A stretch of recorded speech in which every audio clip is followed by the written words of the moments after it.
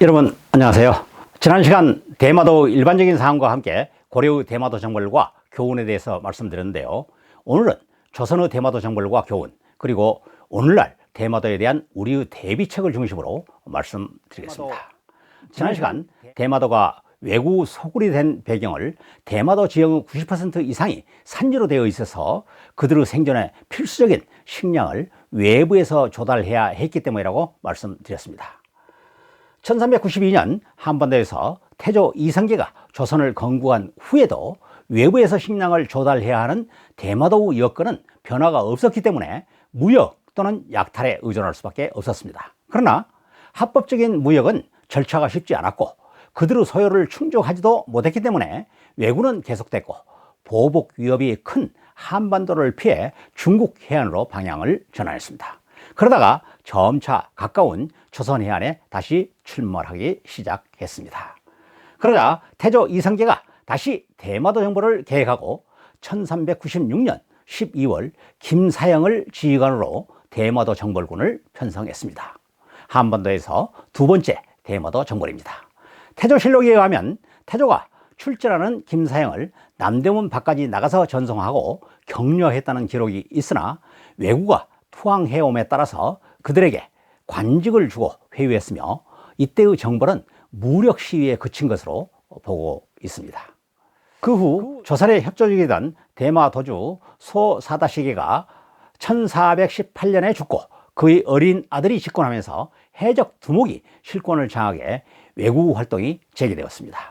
결정적인 사건은 1419년 5월 13일 서천군 서면 마량포구를 침구했던 38척의 왜구가 수일 뒤 해주 연평곳에 나타나 조선 병선 5척을 포위하고 다음과 같이 요구했습니다.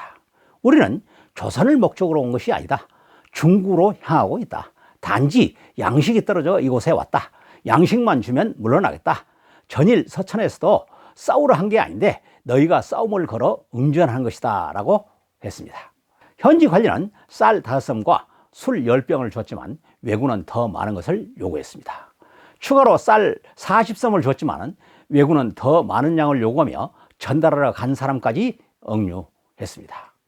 1419년 5월 13일 조선의 조정은 태종 주재하에 대책회의를 열었습니다.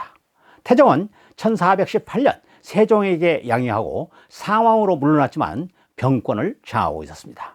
대마도 정벌을 주장하는 강경파 태종과 측근, 회유를 주장하는 온건파 세종과 측근으로 나누어서 다음날까지 토론을 계속했지만 결국 강경파 태종의 뜻에 따라 정벌을 결정했습니다. 3군 덧차찰사 이종무를 사령관으로 병선 200여 척을 편성하고 각 도의 병선을 6월 8일까지 지금의 통영시 견내량에 집결하도록 했습니다. 1419년 6월 17일 이종무는 병선 227척, 병력 17,285명, 군량 65일 분량으로 대마도 정벌에 나섰습니다. 이종무 함대는 바람의 영향으로 대피했던 거제도 남쪽 주원 방포를 6월 19일 오전 출항해 6월 20일 오전 대마도 오자키에 도착했습니다. 오자키의 대마도인은 조선의 선발대가 도착하자 노략질 나갔던 그들 부대가 귀환한 것으로 알고 술과 고기를 마련해 환영회를 준비하고 있었는데 곧이어 이종무의 본대가 들어닥치자 놀라 흩어지고 50여 명이 저항했지만 그들도 곧 도주하고 말았습니다. 이종무는 토벌에 앞서 대마도주에게 사신을 보내 귀순을 종용하고 다음 날까지 기다렸지만 응답이 없었습니다. 원종들은 귀순 거부로 판단하고 공격을 시작해 전선 129척을 포획해 20척을 제외한 나머지와 가옥 1939채를 소화하고 왜구 104명을 죽였으며 21명을 포로를 하고 중국인 포로 131명을 구출하였습니다. 중국인 포로들은 대마도인이 부자라 하더라도 한두 마리 정도의 식량만 갖고 도망갔으므로 장기전을 전개하면 성공할 것이라고 했습니다. 이종무는 주력을 함상에 대기한 채 해상으로 통할 수 있는 오우나코시 등 모든 통로를 차단하고 해안을 봉쇄한 후 장기 체류하기로 했습니다. 그러나 적들이 항복하지 않고 지리적 이점을 이용해 매복과 기습을 반복했기 때문에 내륙 공격 작전을 해야 했습니다. 1차로 6월 29일 좌군을 상시켜 가미지마의 니양 도요타 마치에 상륙해 공격을 시작했습니다. 그러나 병력의 우세만으로 사전 지형 정찰을 소홀히 한 결과 적의 매복과 기습에 걸려 100여 명의 전사자를 낸 후 함선으로 후퇴했습니다. 상황이 급변하자 우군이 상륙해 대마도인을 격퇴했습니다. 이후 매일 소규모 병력을 상륙시켜 대마도인 9명을 죽이고 가옥 69호, 선박 15척을 소화하였으며 중국인 15명과 조선인 8명을 구출하였습니다. 이정무군의 소규모 공격이 계속되자 대마도주는 사자를 보내 저항할 뜻이 없다며 조속한 철군을 요청하였습니다.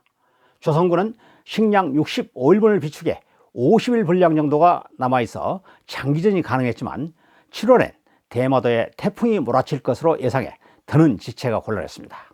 조선군은 대마도주 사자를 항복으로 명분 삼아 철수를 결정하였습니다. 이정무군은 포로를 대동하고 7월 3일 거제도로 귀환했습니다. 이정무군이 귀환한 직후인 7월 3일 왜구가 안흥항을 기습해 우리 배 9척을 노략질하는 사건이 발생했습니다. 태종은 7월 7일 대마도 정벌군을 재편성하였으나 7월 12일 명나라에서 돌아온 사신이 중국에서 금저우를 침공했던 왜구 700여 명을 죽이고 100여 명을 포로로 잡았다는 사실을 보고하자 태종은 대마도 재공격이 실익이 없다고 보고 대신 연안 방위를 엄하게 하라고 지시하였습니다. 대마도 재정벌을 중지한 직후인 7월 19일 다음과 같은 내용의 국서를 대마도에 보냈습니다.